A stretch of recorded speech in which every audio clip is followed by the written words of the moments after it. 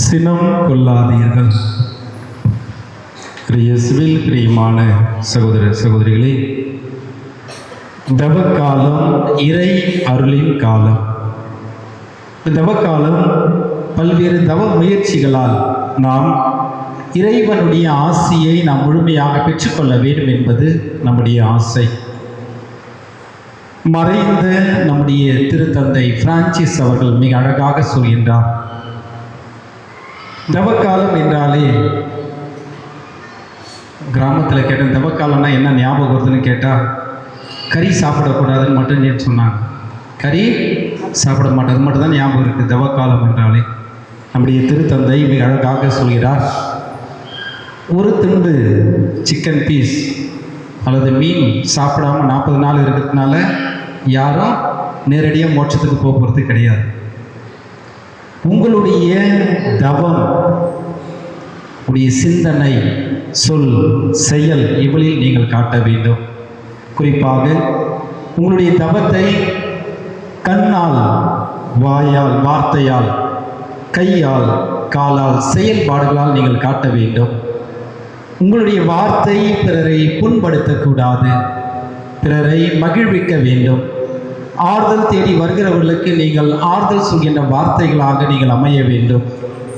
யாரேனும் மிகமாக ஒரு கஷ்டத்தில் துயருற்றால் உங்கள் வார்த்தை அவர்களுக்கு அருமருந்தாக இருக்க வேண்டும். உங்களை தேடி மக்கள் வர வேண்டும். உங்களுடைய வார்த்தை பிறருக்கு பயனுள்ளதாக இருக்க வேண்டும். வாழ்வு அழிக்கக்கூடியதாக இருக்க வேண்டும், மாறாக அழிக்கக்கூடியதாக இருக்கக்கூடாது. இப்படி நீங்கள் ஒரு தவத்தை நீங்கள் மேற்கொண்டால் உண்மையாகவே இது ஒரு அர்த்தமுள்ள ஒரு தவக்காலமாக இருக்கும் என்று நம்முடைய மறைந்த திருத்தந்தை பிரான்சிஸ் அவர்கள் மிக தெளிவாக சொல்கின்றார். ஆண்டுக்கு ஒரு முறை தவக்காலம். எவ்வளவோ முயற்சிகள், 40 நாள் நான் அதை சாப்பிட மாட்டேன், இதை சாப்பிட மாட்டேன், சிக்கன் கிடையாது, மட்டன் கிடையாது, எதுவுமே கிடையாது. காலையில் டெய்லி ஃபாஸ்டிங், மதியம் பெரிய இலை. காலையில் ஃபாஸ்டிங், மதியம் பெரிய இலை, வடை, பாயாசம், அப்பளம் எல்லாத்தையும் சேர்த்து வச்சு சாப்பிட்றது. இது பேர் ஃபாஸ்டிங், அப்படிதானே? இது நாம் நம்மளை மட்டும் ஏமாற்றுவது கிடையாது, ஊரையும் ஏமாற்றிக்கிட்டு கடவுளையும் ஏமாத்துறோம் என்பதற்கு இது ஒரு மிகப்பெரிய ஒரு அடையாளம்.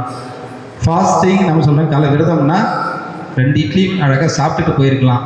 மதியம் அவ்வளோ பெரிய இலை, முழுமையான ஒரு இலையை கட் பண்ணி வச்சு எல்லாத்தையும் வச்சு சாப்பிட்றது ஃபாஸ்டிங் இல்லை. மாறாக நம்முடைய சிந்தனையில் மாற்றத்தை நாம் கொண்டு வர வேண்டும்.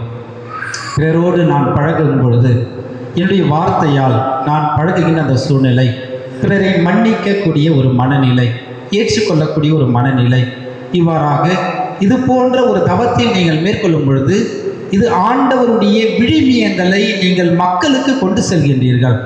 இவைதான் இன்றைய சமுதாயத்திற்கு தேவைப்படுகிறது. இதனால் உங்கள் வாழ்க்கையில் மாற்றம் பிறக்கின்றது.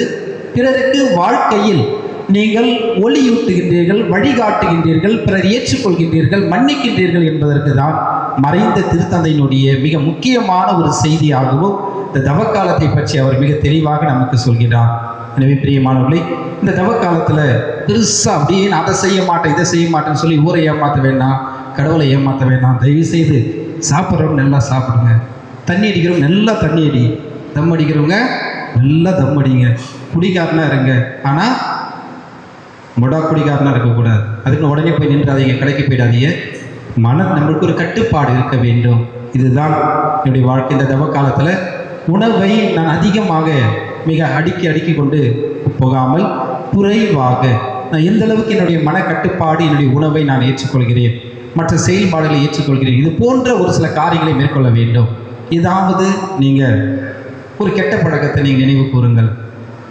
ஏதாவது ஒரு கெட்ட பழக்கம் இந்த ஆண்டு, இந்த தவக்காலத்தில் இந்த ஒரு கெட்ட பழக்கத்தை நான் விட்டு விலகுகிறேன்.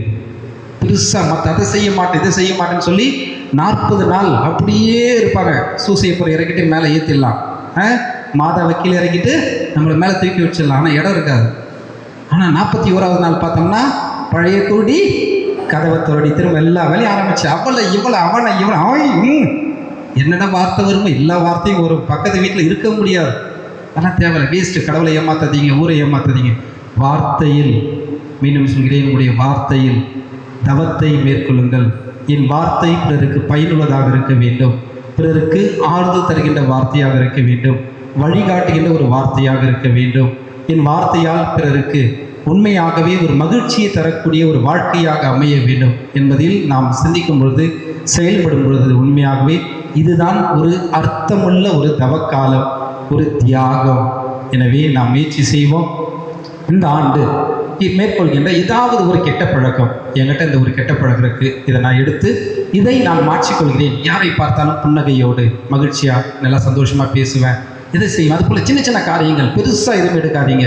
ஏதாவது ஒரு சின்ன காரியம், சின்ன ஒரு என்கிட்ட இப்படி ஒரு தவறு இருக்குது, அதை மாற்றிக்கொள்வோம் என்று எடுக்கின்ற இந்த ஒரு முயற்சி எது வரைக்கும் இருக்கணும்?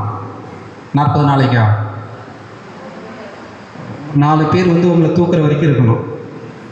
4 பேர் உங்களை என்னைக்கு வந்து தூக்குவாங்க? கல்றைக்கு போகிற வரைக்கும் இருக்கணும். என்னைக்கு வரைக்கும் இருக்கணும்? கல்றைக்கு போகிற வரைக்கும் இருக்கணும். அதுபோல் ஒவ்வொரு நாளும் ஒவ்வொரு ஆண்டும் ஏதாவது ஒரு கெட்ட பழக்கத்தை நான் விட்டு விலகினேன் என்றால் உண்மையாகவே நான் ஒரு மறு கிறிஸ்துவல் என்பதை பிறர் என்னை அடையாளப்படுத்துவார்கள், புரிந்து கொள்வார்கள். எனவே நாம் முயற்சி செய்வோம். இந்த ஆண்டு நாம் எடுக்கின்ற ஒரே ஒரு சின்ன ஒரு மாற்றம், என் வாழ்க்கையில் இதை நான் பின்பற்றப் போகிறேன் என்று முயற்சி செய்வோம்.